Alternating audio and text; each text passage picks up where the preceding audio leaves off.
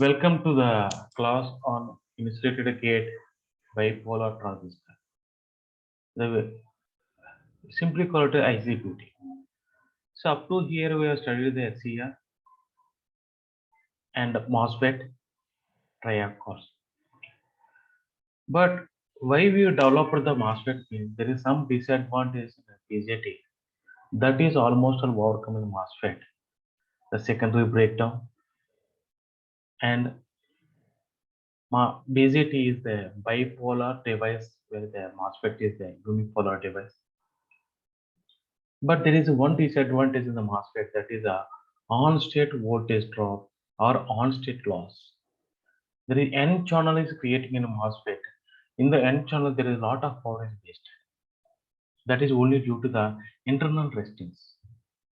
So that is overcome in case of a insulated gate bipolar transistor. Nothing but what are the advantages in BJT and MOSFET?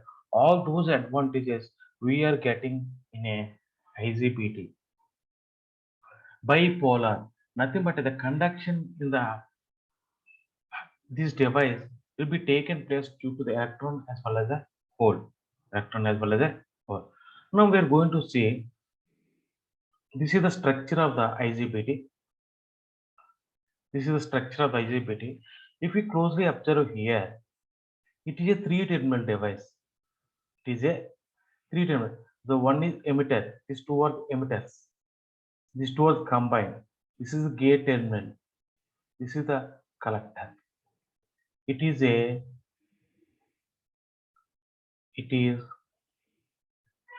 three-terminal device.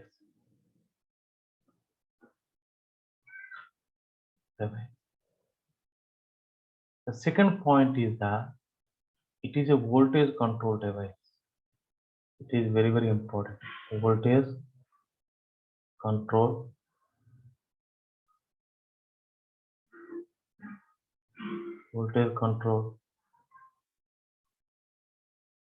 device. Next one is that it is a bipolar device. Name itself it is a bipolar device. Similar to the BJT. BJT also the bipolar device, where the MOSFET is a unipolar device. Unipolar device. If you observe the structure of the IGBT, this is the almost MOSFET, one cell. This is another cell. This is N plus type material. These two N plus type materials are combined with the one metallic core. This here. From this, we have taken the emitter terminal. The same manner here also we have taken the. This is one more cell. In this manner, on one silicon material, so many thousands of cells are there. Thousands of cells are there. Due to this only, it reducing the internal resistance of the device. Reducing internal resistance of the device, so that we can design this device at a high power level as well as a high switching frequency also. Okay. Now we're combining these two the same manner here N plus 1, N plus 1. This is another cell. In this structure, we have taken only two cells. This is N minus material, nothing but a more doping is available for the N material. Generally, N material means average doping. N minus means less doping. N plus means over doping. This is the P type substrate. This is P plus substrate. Nothing but a overdoped P type material. Overdoped P type. See here, this is the metallic part. From this metallic part, we have taken the three terminals outside. One more terminal, that is collector. See, what are the name for these terminals means? Terminals.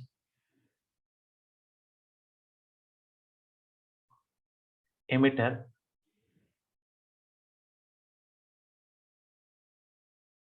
Second one is collector. Third one is gate. It's simply represented as a E, C,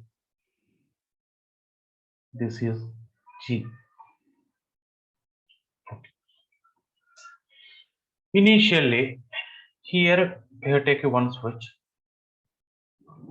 the gate, nothing but we are not applying this gate voltage. Applying the positive voltage between the emitter and collector. Here the one switch is there. Initially, this switch is open. Nothing but we are not applying any voltage. Just we applied this voltage between the collector and emitter. With this polarity, here this is the, if we observe here, this is the junction 1, this is the junction 2, this is the junction 3. If we consider only in this cell, suppose if we consider this cell, this is the junction 1, this is the junction 2, this is the junction 3. With this polarity, just we are focusing only on one cell, the same thing will be applied for the second cell also. With this polarity of the positive voltage, junction J1 is forward bias,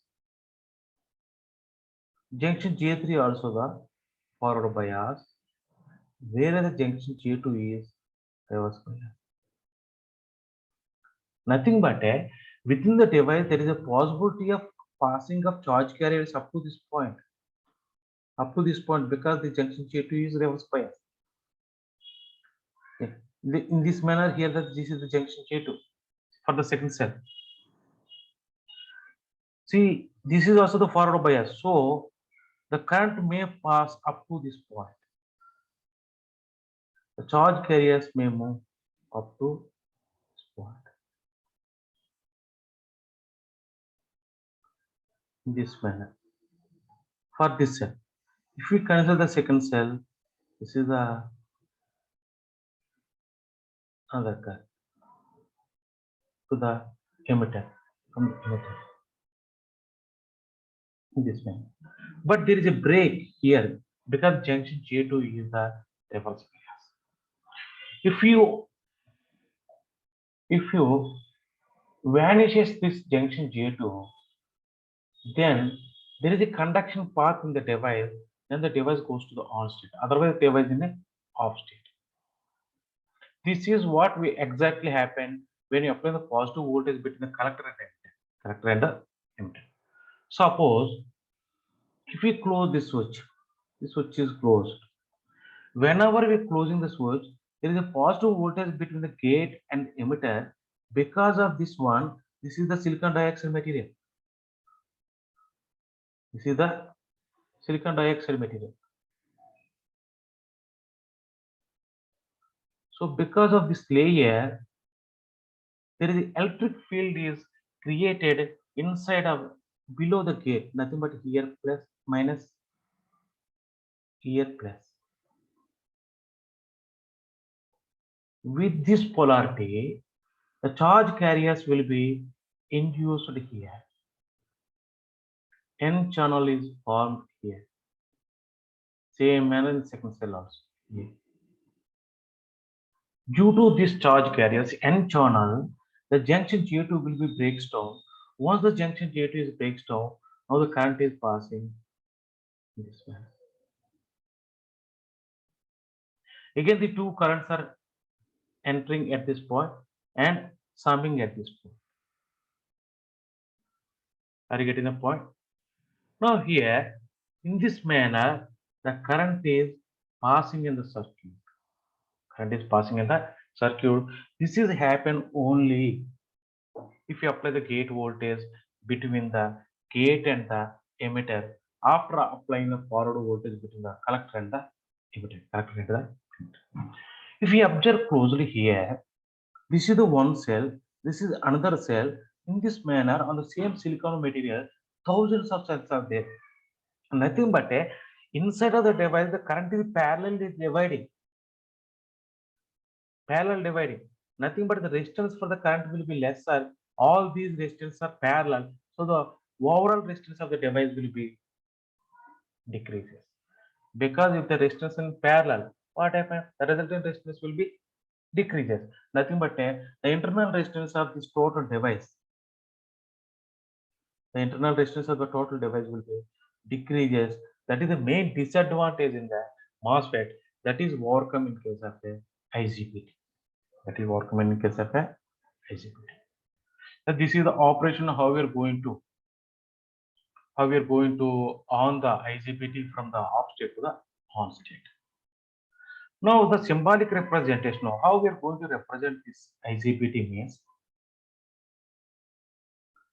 the symbolic representation of IGBT is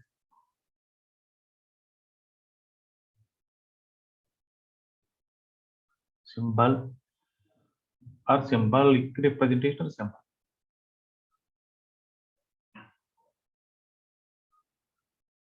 This is the symbolic representation of the IGBT.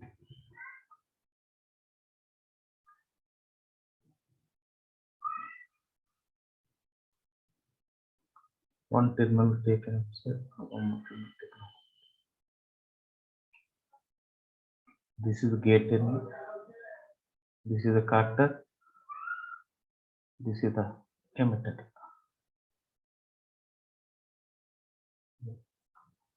The same thing we are going to show when you're going to represent the same symbolic representation. We are going to study the static characteristics of a IGBT. Similar to the MOSFET, now we are going to study the characteristics of a IGBT. There are two characteristics are there. One is transfer characteristics, another one is opposite output characteristics. The transfer characteristics is nothing but it is a curve drawn between the, see here, this is the transfer character. Yeah, this is circuit diagram for getting the characteristics of a IGBT. This is the symbolic representation. This is the symbolic representation.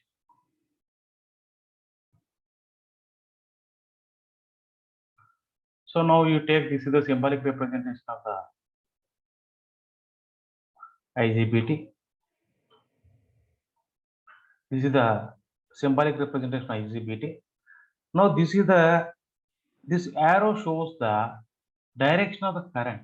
This arrow shows the direction of current.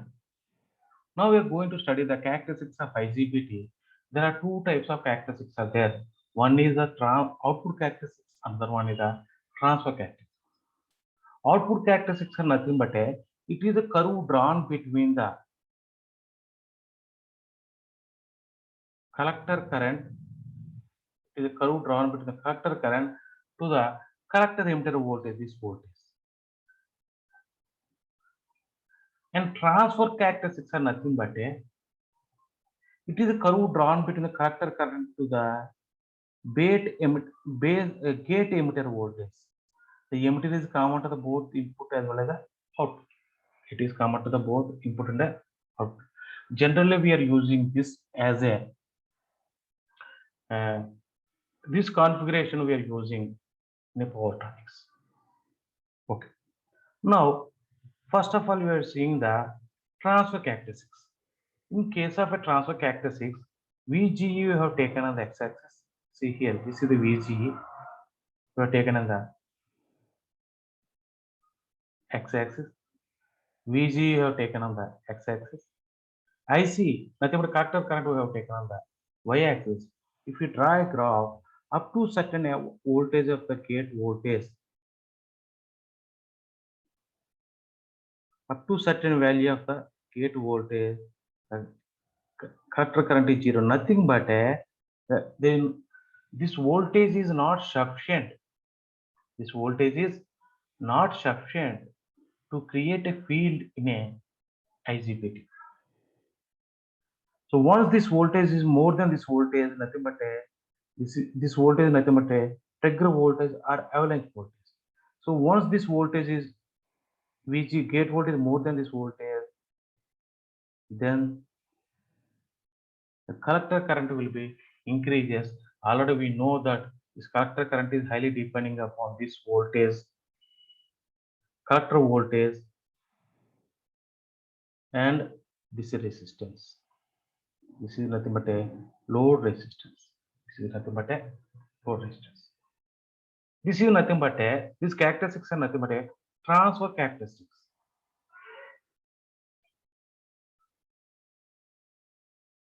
transfer characteristics.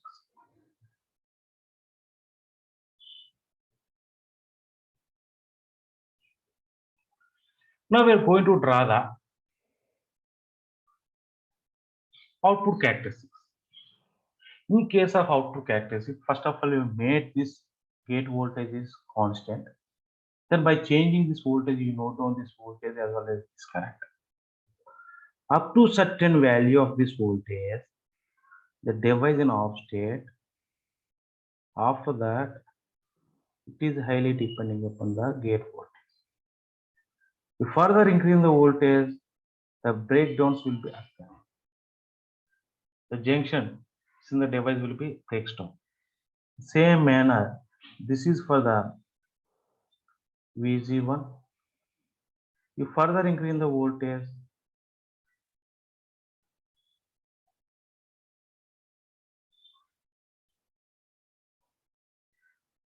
in this manner we are getting the characteristics.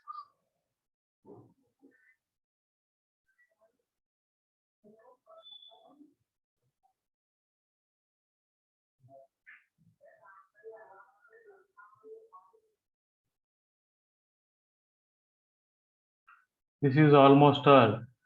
These characteristics are already have seen. This is almost all same as the MOSFET characteristics only. There no change here.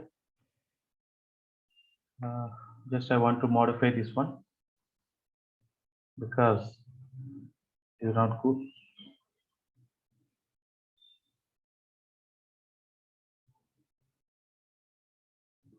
Up to this voltage, MOSFET now. After that, current increases, next constant increases. Same manner if the gate voltage is more.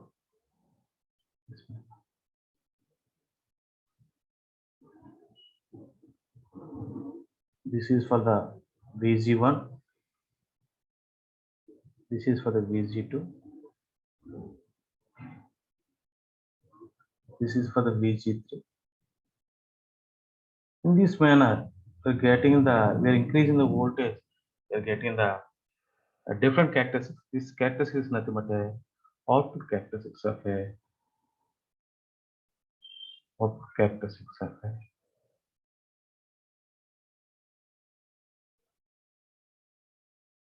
IGBT. But keep in mind, whatever the device it is, as per power products is concerned, we are using it as a switch. We are using it as a switch. Just we want to on the device, we want to off the device. What are the things we have to remember is the symbolic representation of the IGBT. This is the symbolic representation of IGBT. This is the direction of the current. This is the direction of the current. And one more thing is that if the base voltage is 0, the device in off state, if you apply the minimum amount of the base voltage, the device goes to the on state. One more important point is that it is a voltage control device. Another point is that it is a bipolar device. IGBT has the advantages of both BJT as well as MOSFET. What are the advantages in BJT as well as MOSFET? That we can get it by using the IGBT. That is the reason that we can use the IGBT for the high power application at a high switching frequency. Thank you very much for your attention on this class. That is a insulated gate bipolar transistor. This is the topic in a basic power electronics. Thank you very much for learning the basic power electronics course.